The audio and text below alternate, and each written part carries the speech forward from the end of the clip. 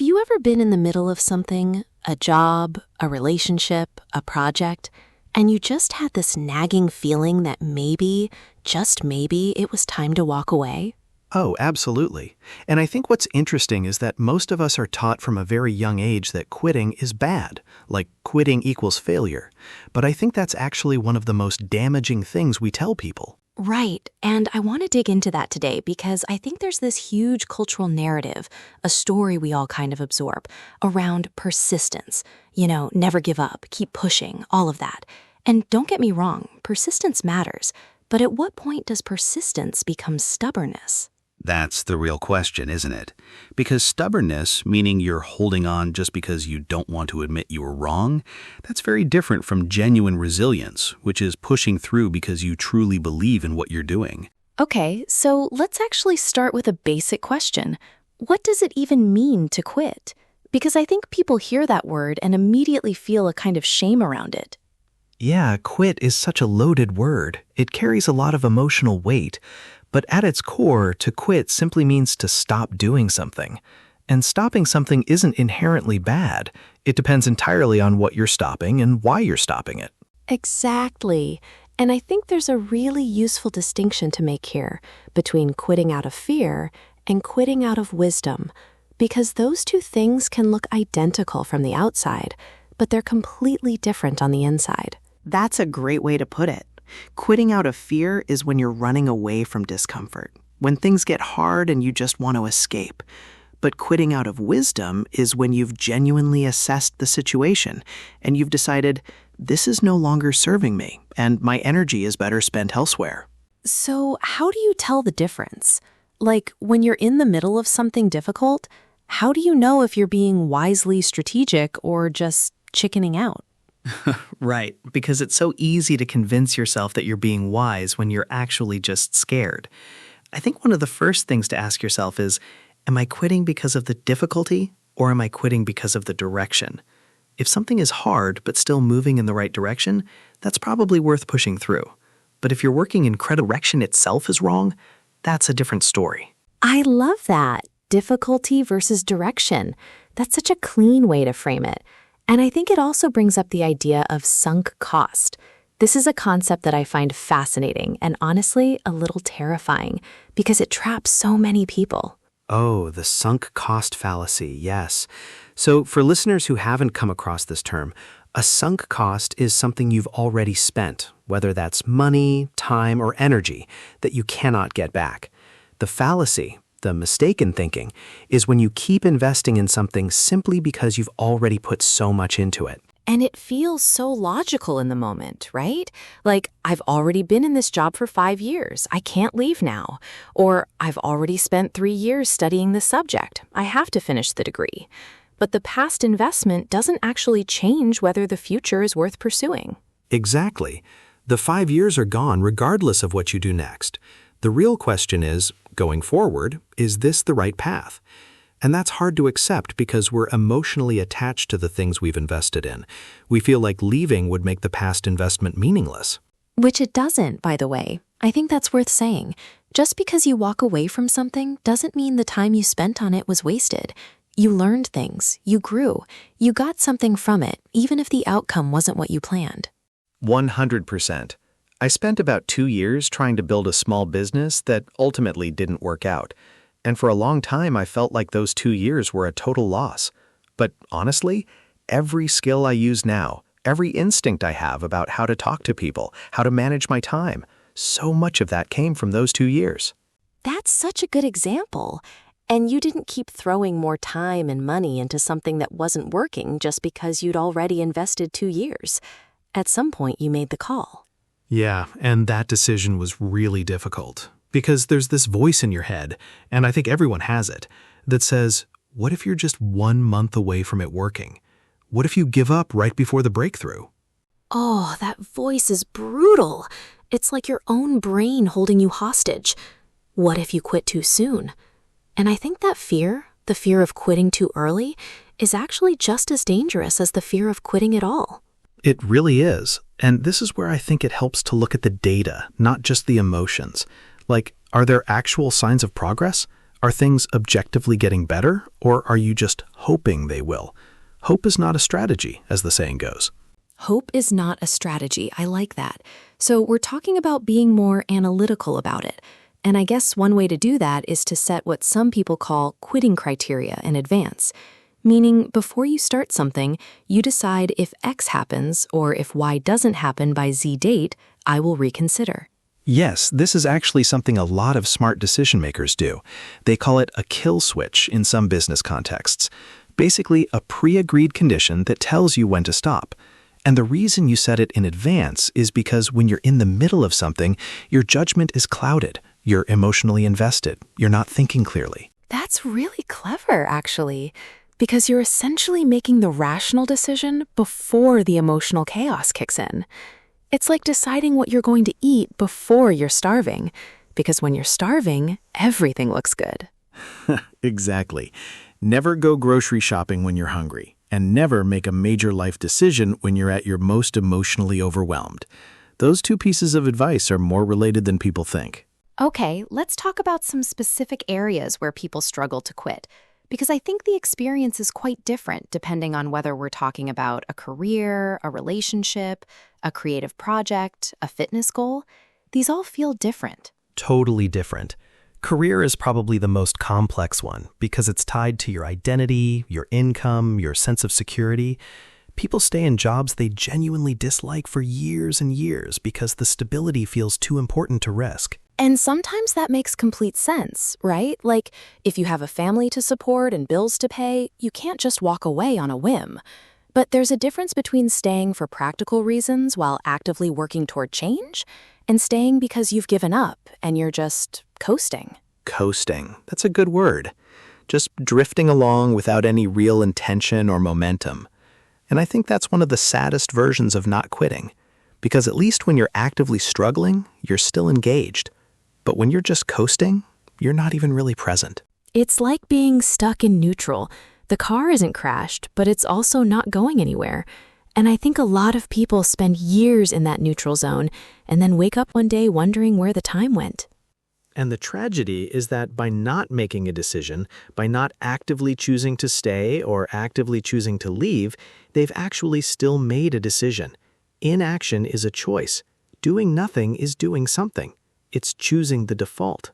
That's a really powerful reframe. So you're saying there's no such thing as not deciding. Every day you stay in a situation, you're deciding to stay in it. Right. And when you see it that way, it becomes a lot more empowering, I think, because suddenly you're not a passive victim of your circumstances. You're someone who is making active choices. Even if the choice is to stay, you're owning that decision. Okay, what about relationships? Because I think that's where the emotional noise is loudest. People stay in relationships, friendships, romantic relationships, way longer than they probably should, and it's incredibly hard to walk away. Relationships are tough because they involve another person's feelings, not just your own. There's guilt, there's history, there's love, even when love is complicated or painful. And there's also that hope we talked about earlier. Maybe things will get better. Maybe if I just try harder, be more patient. And sometimes things do get better, so it's not like that hope is always misplaced. But I think the honest question to ask is, have things actually improved over time? Or are you just recycling the same problems in slightly different packaging? Recycling the same problems in slightly different packaging. I love that. And honestly, that's such an accurate description of certain patterns in relationships. You solve the surface issue, but the underlying dynamic never changes. I had a friendship once. I won't get into specifics, but I stayed in it for a really long time because of the history. We'd been friends for years, and I kept thinking, we've been through so much together. I can't just give up on this. But what I was really doing was confusing history with compatibility. That's such an important distinction. History tells you that you've known someone for a long time. It doesn't tell you that the relationship is healthy or that it's good for you right now. People change. Friendships can run their course. And I think there's a kind of grief that comes with walking away from something that was once good. Even if it's the right decision, you're still mourning what it used to be, what you hoped it would become. Grief is exactly the right word. And I think people don't expect that grief when they make the decision to quit something. They expect to feel relieved and free and light. And sometimes you do feel those things, but often there's also a real sadness, and that's completely valid. Let's shift gears a little and talk about creative projects, because I think this is a really interesting one. Writers who abandon novels halfway through, artists who shelve projects, entrepreneurs who pivot. When does pivoting become quitting, and when is it actually the right creative move? Oh, this is a big one for me personally. I think the key is whether you're changing direction because of new information and honest self-assessment, or whether you're just avoiding the discomfort of finishing something.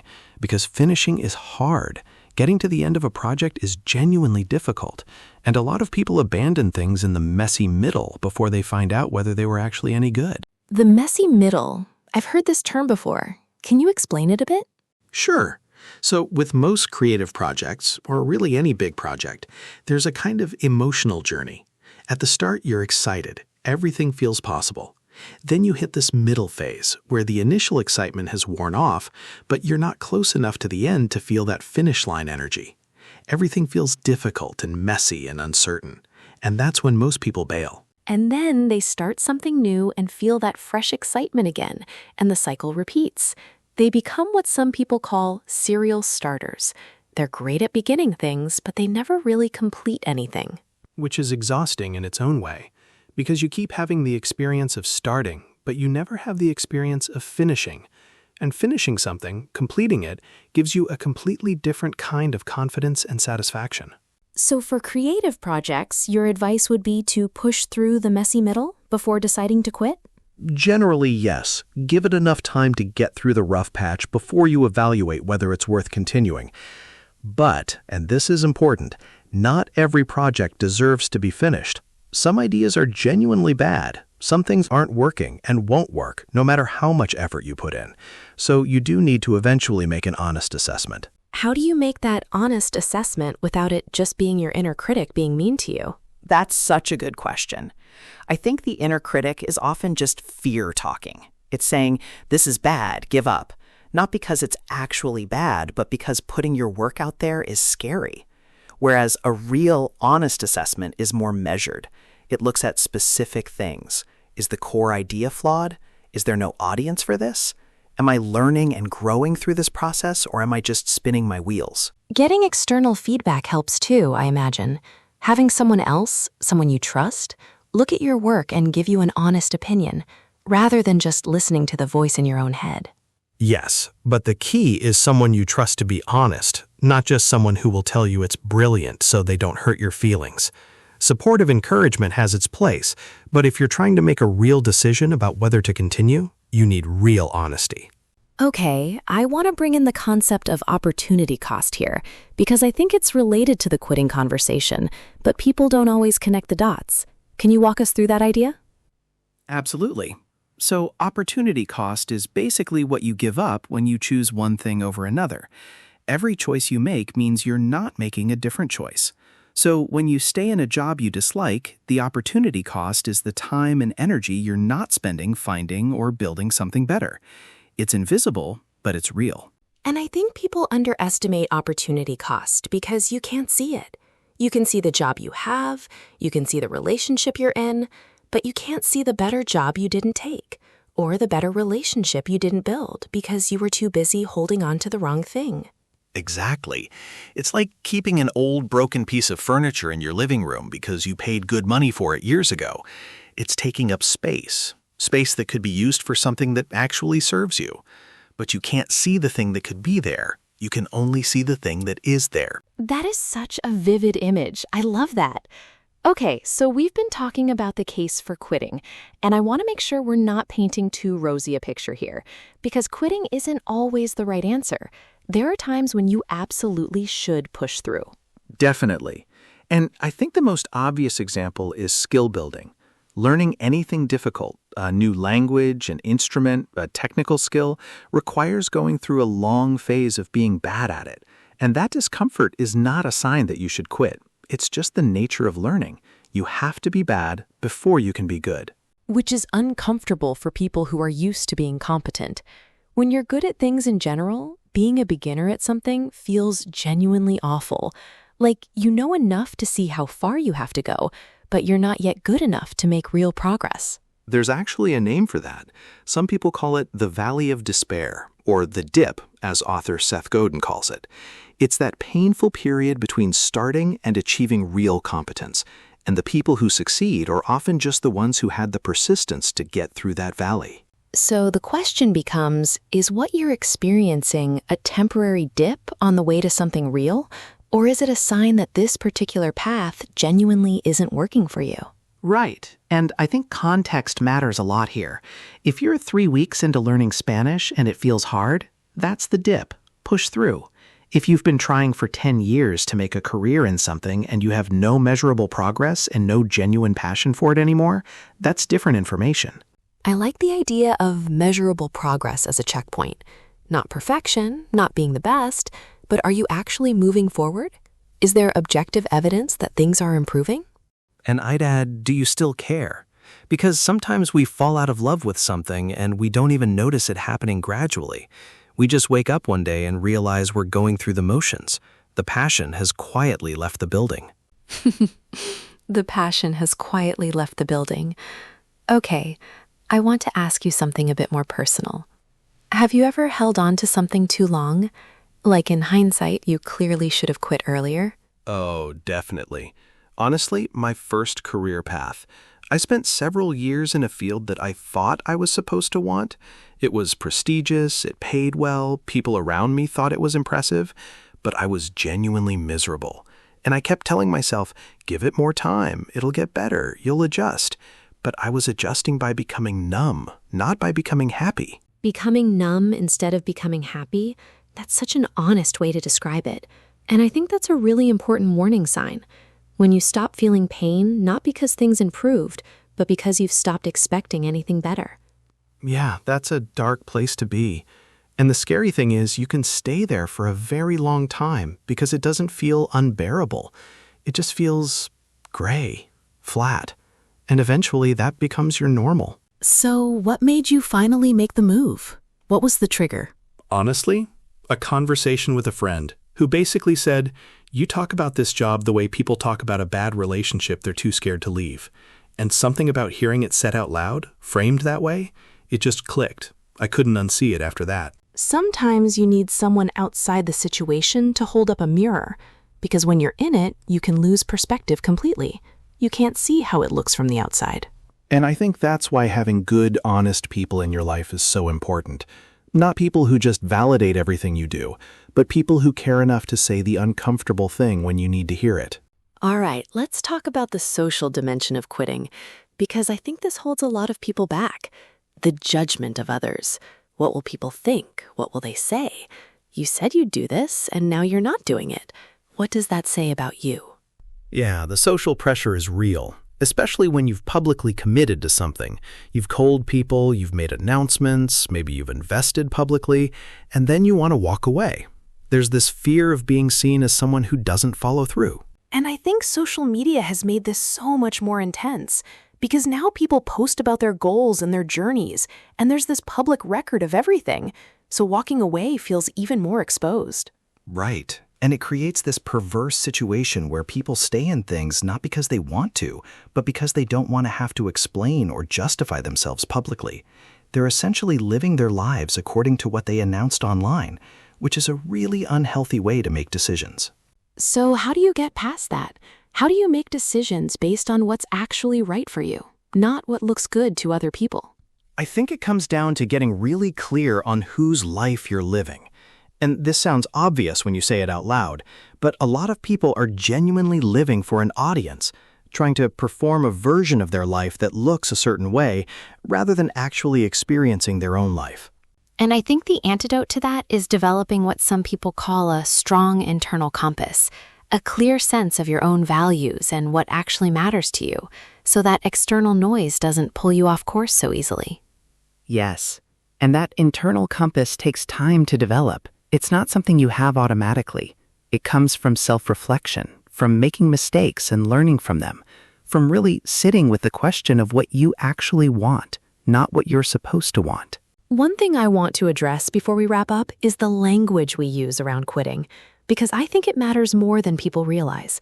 We say things like, I failed, I gave up, I couldn't cut it, and that framing can be really self-defeating. Language is so powerful, and reframing, meaning choosing different words that more accurately describe what actually happened, can genuinely change how you feel about a decision.